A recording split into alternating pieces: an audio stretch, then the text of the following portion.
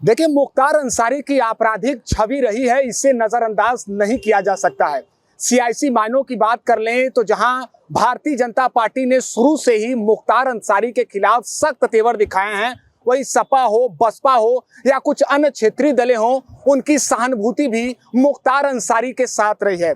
लेकिन इसी बीच सुभाषपा प्रमुख ओम प्रकाश राजभर भारतीय जनता पार्टी के साथ सहयोगी दल के रूप में 2024 लोकसभा चुनाव में हैं। इतना ही नहीं, कैबिनेट मंत्री भी हैं और उन्होंने भी साफ तौर पर मुख्तार अंसारी को क्रांतिकारी बताया है। इस बात पर बातचीत करेंगे हमारे साथ एक समय ओम प्रकाश राजभर के साथ रहकर जमीन पर काम करने वाले उनके सहयोगी भी हैं, उनसे हम बात करेंगे।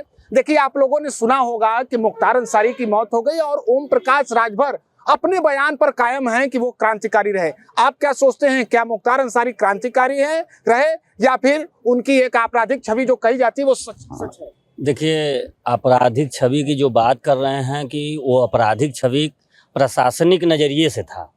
अगर जो वहाँ की आवाम थी, जो गरीब तबके, कुचले और जो वहाँ दलित और ओबीसी के लोग थे, उनको कभी प्रताड़ित नहीं किए। तो जब कभी वो प्रताड़ित नहीं किए तो उनके लिए तो मसीहा ही है भाई। जिनके साथ घटना हुआ है उनके लिए वो अपराधी हैं।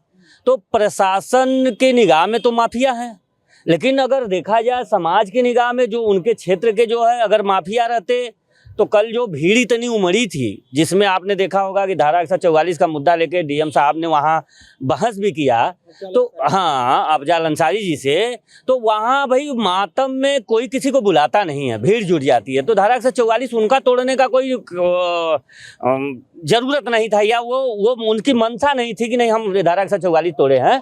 तो वहाँ लोग भीड़ आई है तो मातम में कोई बुलाता नहीं, लोग आ जाते हैं। तो उस नज़रिए से देखा जाए तो क्रांतिकारी, देखिए हम क्रांतिकारी उनको नहीं कहेंगे, लेकिन हम समाज के मसीहा कह सकते हैं। क्रांतिकारी में तो हमने कोई ऐसी क्रांति उनकी नहीं देखी है। हाँ, उनके परिवार के दादा परदादा, उनके नाना क्रांतिकारी थे, हम उनको क्रांतिकारी में मानते। चलिए, क्रांतिकारी मानते, लेकिन आप ओम प्रकाश राजभर को के बयान को कैसे देखते हैं? क्या वो एक तरीके से स्पष्ट नहीं कर पा रहे हैं? एक तरफ तो वो कह रहे हैं कि नहीं, इस मामले में जो मुख्तार अंसारी वो उस बयान पर कायम है, वही दूसरी तरफ वो जिस दल के साथ है, शुरू से ही भारतीय जनता पार्टी ने मुख्तार अंसारी को अपराधी माना है।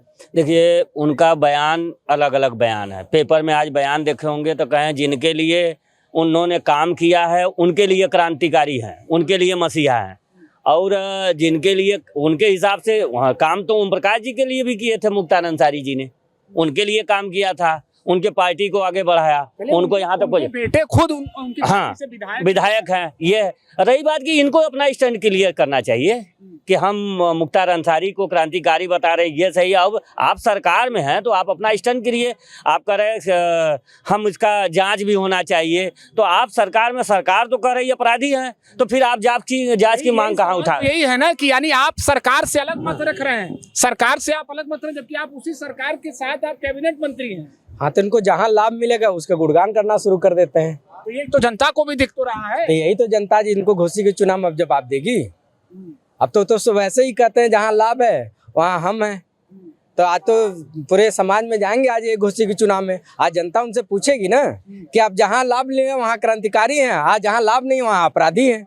जहाँ लाभ नहीं वहाँ अपराधी हैं। उनका तो एकदम सीधे स्टैंड ही यही है। आपको क्या लगता है, आप कैसे देखते हैं? ओम प्रकाश राजभर क्या दुविधा में है? जी देखिए, कहावत है ना कि न उगल जा रहा है ना निगल जा रहा है। ये ओम प्रकाश की जो स्थिति इस समय है लोकसभा 2024 का, वो उनसे ना निगल ही जा रहा है ना उगले ही जा रहा है कि करें तो क्या करें, हम किधर जाए हम कि हमारा जो है लोकसभा का सीट निकल जाए। लोकसभा सीट के लिए समझौता है क्या? आपको क्या लगता है, लोकसभा के लिए इतना बड़ा समझौता, लेकिन उनके लिए भी तो मुश्किलें हैं। जनता किस पर विश्वास करेगी? देखिए, वो संघर्ष कर रहे थे जब हम लोग भी उनके साथ थे। जब सामाजिक मुद्दों से उन्होंने कसम खाते थे कि हम आजीवन चुनाव नहीं लड़ेंगे, हम कसम खाते हैं। तो हम लोगों को लगा कि नहीं, ये राजभर समाज के मसीहा हैं, चुनाव लड़ने के लिए नहीं, समाज का काम करने के लिए आए हुए हैं। लेकिन जब उनके संगठन जब मजबूत हुआ तब वह अपने चुनाव लड़ने लगे, अपने पत्नी को चुनाव लड़ने लगे। उनके बच्चे उस समय नाबालिग थे। जब बालिग होकर चुनाव लड़ने के लिए तो अपने बच्चों को चुनाव लड़ाने लगे। तब हम लोगों को लगा कि यह समाज का मसीहा नहीं, यह समाज का सबसे बड़ा गद्दार है। वह चुनाव जैसे देखता है, जैसे गिरगिट अपना रंग बदलता है, उसी तरह से ओम प्रकाश राजभर रंग बदलने वाला, बयान बदलने वाला व्यक्ति है।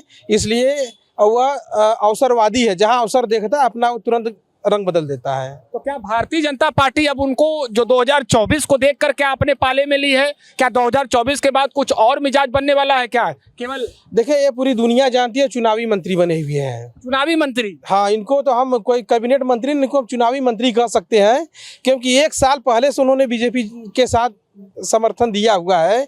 लेकिन 1 साल बीतने के बाद ऐन मौके चुनाव के समय ऐसा मैंने कभी मंत्रालय नहीं देखा जो चुनाव के समय समर्थक के नेताओं को मंत्री बनाया जाए। ये तो अवसर देख कर उनको मंत्री बनाया गया, उनको चुनावी मंत्री हम कहते हैं। चलिए आप लोग जाइएगा मत, बात करेंगे। देखिए पीला गमछा इन्होंने पहना है और पीले गमछे की ही बात की थी, आप जाइए मत। और अगर आप बात नहीं करेंगे तो हम आपसे जबरदस्ती बात नहीं करेंगे। बस इतना बता दीजिए कि पीला गमछा ओम प्रकाश राजभर के ही नाम से पहना है क्या आपने? नहीं, ये हमारे धर्म का है। अच्छा, आपके धर्म का है, ठीक है, सम्मान है। ये बता दीजिए बस कि ओम प्रकाश राजभर की आपने बातें सुनी होगी कि उन्होंने मुख्तार अंसारी को मसीहा बताया है। आप क्या सोचते हैं, मुख्तार अंसारी एक मसीहा थे या एक अपराधी? नहीं, मसीहा तो थे भाई। मसीहा थे। ओम प्रकाश राजभर के बारे में पता है, वो सहयोगी दल भारतीय जनता पार्टी के साथ चुनावी मैदान में है। जी जी। तो आपको नहीं लगता वो कंफ्यूज हैं? वो नहीं, कंफ्यूज तो नहीं है, एकदम क्लियर बता रहे हैं कि वो मसीहा थे, मुख्तार अंसारी मसीहा थे, गरीबों के मसीहा थे। गरीबों के मसीहा? जी। अच्छा, अब इसके आगे जो भी हो तो हम नहीं बता, लेकिन हम इतना जानते हैं, हम तो थे वहाँ के गरीबों के। घोसी से इनके बेटे चुनाव लड़ रहे हैं, आपको क्या लगता है वहां से सुभाषपा किस जीत होगी या अन्य प्रत्याशी? नहीं भाई, वो तो अब हमको कह नहीं पाएंगे, लेकिन इतना हमको पता है कि मुख्तार अंसारी जो है कि गरीबों के मसीहा थे। गरीबों के मसीहा ये बता रहे। चलिए, आपने तो कहा कि चुनाव देखकर रंग बदलते हैं, ये पूरी तरह से बता दिए कि उनके साथ ये काम किए हैं। क्यों रंग बदलने का उनका ये स्वभाव रहा है? आप कह रहे हैं ये अवसरवादी नेता है, ये समय के साथ तुरंत समझौता कर लेते हैं। आप इनका बयान देख लीजिए, जितना पिछला बयान है, ये किसी बयान में एक जैसे सम कहा जाए कि एक तरह का बयान इनका नहीं होगा। जैसे कहीं कुछ कहीं कुछ, कहीं कहीं हम लड़ेंगे नहीं, कहीं कहते हैं कि हम सदन में नहीं जाएंगे तो नहीं होगा। ये इनका एक सूत्री कार्यक्रम है। देखिए, ये अपने विकास के लिए आए हैं। ये समाज का विकास या देश का विकास उनके प्रति जैसे नहीं होता है कि एक देश भक्ति होती है, एक समाज भक्ति होती है, एक प्रदेश भक्ति होती है, या अपने जो कहा जाए कि इनके अंदर कोई वो भक्ति नहीं। इनके अंदर भक्ति परिवार भक्ति है। पार्टी इनकी जाति की नहीं है, इनकी परिवार की पार्टी है। लोगों को ये अफवाह उड़ाया गया है कि इनकी पार्टी जाति की है, जाति की नहीं है, इनकी पार्टी परिवार की है। परिवार की है। कहा है कि 2025 में बीजेपी के साथ बिहार में विधानसभा चुनाव साथ लड़ेंगे और बड़ी संख्या में लड़ेंगे। लेकिन जब स्थिति ये है कि आप बीजेपी के ही ध्रुवविरोधी को मसीहा बना रहे हैं, तो सफर आगे कैसे बढ़ेगा? ये मुश्किल है, ये असफल रहेंगे। वहाँ बिहार में ये पूर्ण रूप से असफल रहेंगे। बिहार में सफल होंगे दोनों लोग एक साथ? ये नहीं, पहले ये यहाँ के देख ले तो फिर उसके बाद बिहार के देखेंगे। पहले उत्तर प्रदेश देख ले। बिहार में तो ऐलान कर दिया है कि साथ जाएंगे, विधानसभा भी लड़ेंगे। 2025 की बात कर रहे हैं। वह विधानसभा नहीं, 2024 के लोकसभा में क्लियर हो जाएगा। हमें जहाँ तक लगता है कि लोकसभा चुनाव जो ही वो हारेंगे, उनको मंत्रालय से भी हटा दिया जाएगा, और बिहार के चुनाव तो साथ में कभी लड़ ही नहीं सकते हैं। तो फिर उन्होंने भी तो कहा है कि नहीं, हमारा भी तो एक आधार मजबूत है, पूर्वांचल में हमारे साथ राजभर समाज है। क्या आप सभी लोग राजभर समाज से हैं? हम राजभर समाज में। कौन सा आधार उनका है? आधार बताए ना।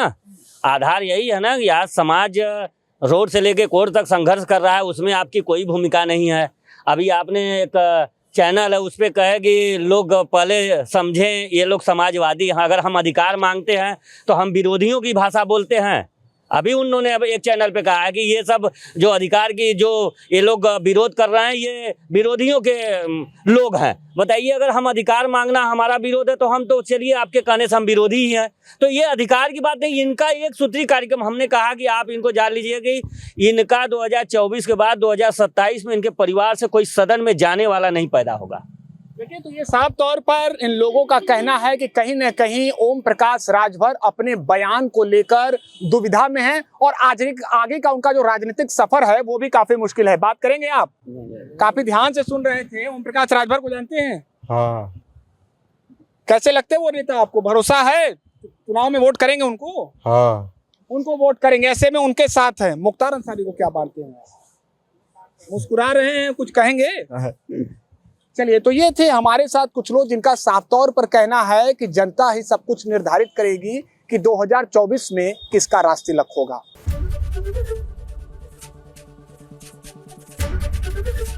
एबीपी गंगा, खबर आपकी, जुबान आपकी।